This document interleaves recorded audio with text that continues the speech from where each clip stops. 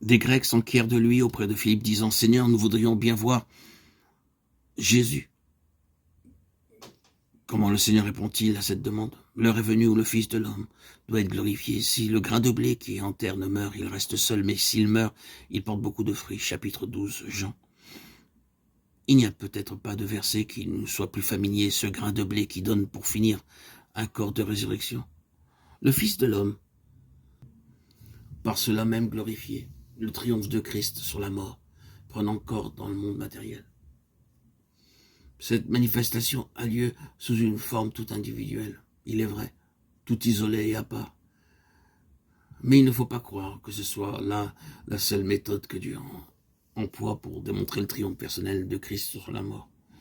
Ce triomphe, cela résulte de l'image même employée par Jésus, s'exprime aussi par le moyen d'un organisme collectif, d'un corps de résurrection multiplié. Chacun des membres ayant sa part de cette vie de résurrection. Il y a là comme un témoignage multiple au fait qu'il est ressuscité, et il y a là aussi un instrument concret grâce auquel la preuve pourra être administrée à la face du monde que le Seigneur Jésus est bien ressuscité et vivant. Nous sommes donc ici en présence d'une loi fondamentale en dehors de laquelle l'objectif du Fils de l'homme ne serait jamais atteint si le grain de blé qui est tombé en terre ne meurt.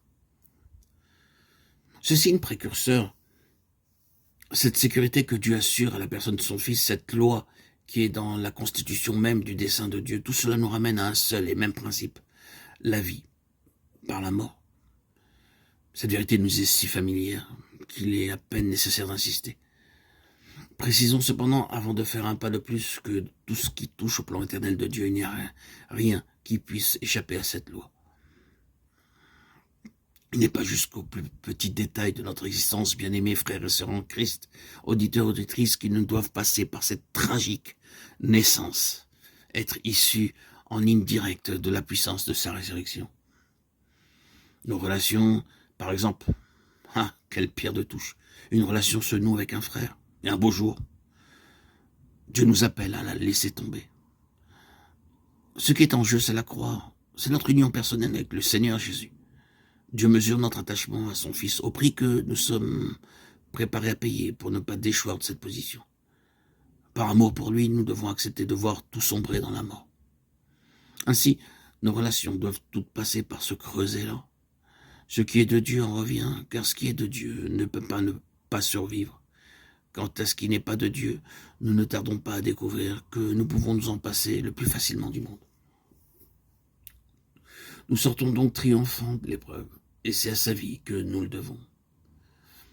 Les semences que le vent du destin vient jeter dans notre vie peuvent bien aller se perdre dans le tombeau du Seigneur Jésus, mais nous n'avons rien à craindre, car celles qui sont de Dieu portent en elles-mêmes la puissance d'une vie impérissable.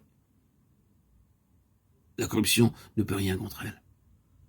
Laissons mourir ces choses-là, elles reprendront vie, et même sur un plan bien supérieur à celui sur lequel nous les avons sacrifiées. N'est-ce pas là l'histoire de plus d'une expérience personnelle? C'est en tout cas, du point de vue de Dieu, le régime constant, le cycle immuable qui est dans la constitution même des choses divines et qui conditionne le développement de son dessein éternel. Où je me trompe fort, où l'Église sera plongée juste avant la venue du Seigneur dans une expérience de sa mort plus profonde et plus douloureuse qu'elle ne l'a jamais connue dans le passé, pour surgir ensuite et s'élever alors plus haut que jamais. Si haut qu'elle ne pourra plus s'élever davantage.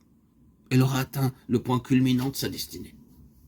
La voilà donc, cette loi fondamentale hors laquelle le Fils de l'homme lui-même n'aurait pas pu mettre à exécution le dessein qu'il avait formé.